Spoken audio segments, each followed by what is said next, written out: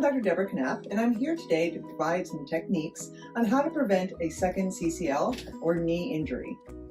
So the first thing that you want to remember is that whenever you are going to head out to the park or start training for a certain sport, you want to make sure you do an active warm-up.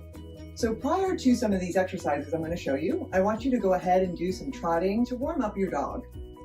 After you have adequately warmed them up, you want to go ahead and provide them with some active stretches. So I'm going to go ahead and demonstrate some of those today for you with Egret here. So one of the first stretches I'd like you to do is cookies to the hip. So what you want to do is have your dog bend around so you're actually stretching these paraspinal muscles up here. Another exercise that you want to do prior to actually performing your running or your exercise or training is a sit to stand. So these are active stretches to kind of get your dog warmed up to help prevent injury. Sit and then stand. Sit and stand. So what we're doing back here is just warming up the hind limb muscles, both the quadriceps and the gastrocs. Next, we're going to go ahead and perform down to sit. That's going to help work up the, or actively stretch the front end. Right down. Good girl. Great sit. Down.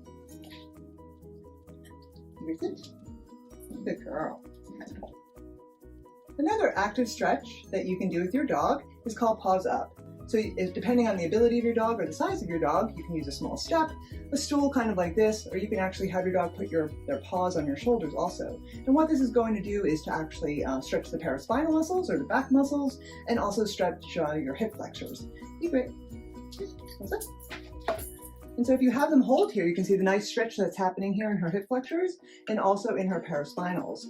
Now you can also kind of do different variations here where they can go down into a kind of like a push-up, and then she can come back up again. So you're actually working the front end also. There you go. Just making sure you have a stable surface for them to walk on. Another active exercise or warm-up we're going to go ahead and do is a beg. So you can actually have your dog beg up here for those experienced. If they need a little bit of help, you can actually have them sit, beg, put your paws on you so that it can help stabilize them in the beginning, and then work up to actually begging on their own.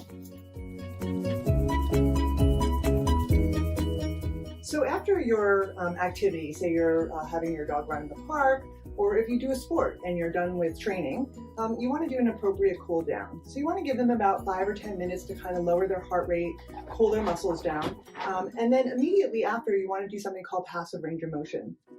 You can use this after activity, but you can also use this kind of as a test to see how your dog feels.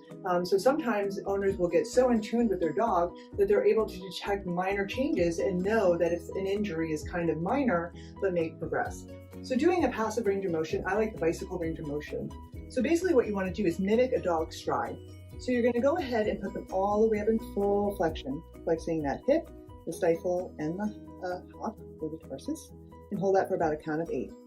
Then you're going to go ahead and place your hand behind here and push. You never want to pull, and pull it into full extension. Now she's very tight in her hamstring, so she's going to resist me. I'm going to just apply nice pressure until she relaxes. Now we're going to go ahead and take a full bicycle range of motion with the stifle extended and the tarsus extended, and hold it here in a nice hip extension for about a count of 8. And then we're going to be all done again. We're going to come all the way up into hip flexion. And here, that's where you want to get comfortable with the way that your dog actually performs range of motion. I know my dog has very tight hamstrings, so I know it's hard for her to extend, but I know that's normal for her. If your dog allows you to do this whole range of motion really easily, and then one day he actually restricts, say, full knee flexion or full knee extension, that may be saying that there's something going on in the knee, and we want to be aware of that and monitor its progress. Thank you for joining us.